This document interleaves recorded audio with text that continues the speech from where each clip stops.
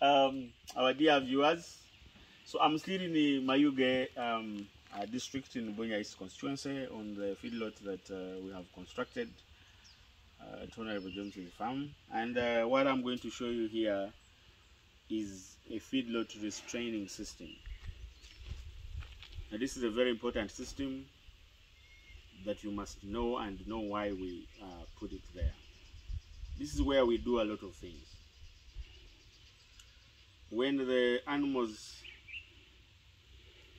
have arrived in a feedlot, when they have just come, there are things we must do. Most likely we are going to deworm them. Sometimes these animals have moved a long distance, and by moving a long distance, some of they are stressed and some of them their immunity is compromised.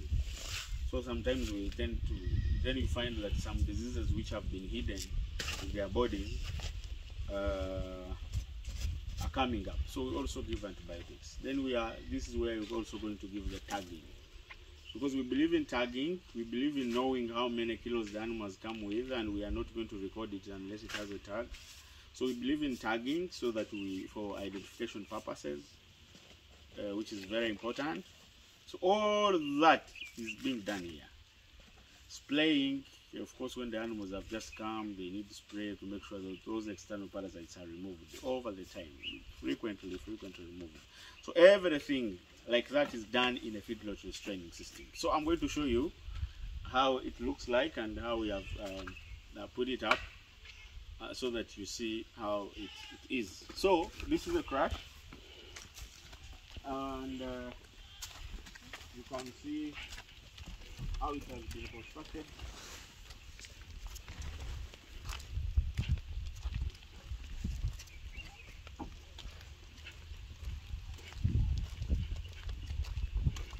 So when you reach here, we have a receiving bomber. This is where our animals are received from. And we have here what we call a loading ramp.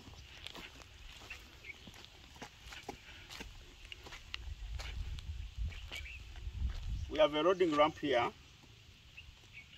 and this loading ramp, its importance is to off-road and road animals on the track. So when the tracker comes, it just come like this and reverse up to here at the beginning of the loading ramp, and the animals will move freely from the truck through the loading ramp through into the receiving bomber. So once the animals are received here, you let them cool. Of course, they have been fighting on the truck and what. So you let them cool here, and then settle down a bit. 10-15 minutes, they'll be settled, and they will start feeling that peace. So when you are receiving them, that means here, this place here is frozen. This is frozen. So you first let them settle in. So once they have settled in, this place is also frozen. This one moves directly into the feedlot, so it is closed. Now, why do we close it? We don't want them to just go inside. So they are going to pass. The only passage is going to be this place here. So we are going to continue. They come. When they come like this, so this is also a crash side, and this is also going to help you in all the other activities I talked about. If there are some animals you want to feed and the likes, all is done from here. We did not want to touch our trees. That's why we left our mango tree here. So what happens here, then as they come, now we have constructed a measuring place here. This is where we're going to do the measurements from. So we are going to put our weighing scale here. So an animal will come up to this place. After it has come, the weighing scale is going to be mounted here. Then it is, here is closed. Then we first lock it up inside here.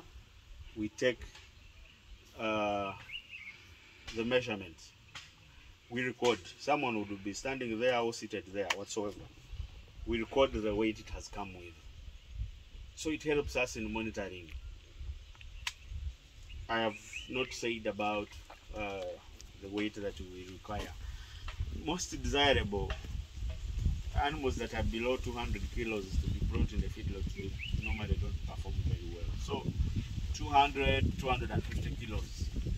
Those are the animals you're sure that in 4 months they will be in 370 to 200 to 420 kilos. So you have to make sure that you bring animals that are able to gain weight in terms of age. They have finished building the skeleton. They are going to concentrate on gaining weight. Of course, without forgetting the breeds. The beef breeds are the better because they are going to just convert. Of course, we don't need the pedigrees. The crosses are really performing quite very good. So it doesn't matter. So I was telling you, once they reach here, it enters here, space is closed. Then we just close behind so that it doesn't go back. And then we measure. After measuring, we open here, and then it comes into the weighing scale. You can see on top we have covered it, so it is secure on top. And we have also built in the sides so that water that comes from the feedlot up does not really come in contact with it. So it is fully protected from water, and it stays here. So what is removed is just a monitor, which is used for measurements, and the monitor can be charged. So here it is, our mizan is safe in terms of usability. So the animal now will be let to come inside here, and then it will enter into the boma. So once it is here, then it is let to move through here, through this area.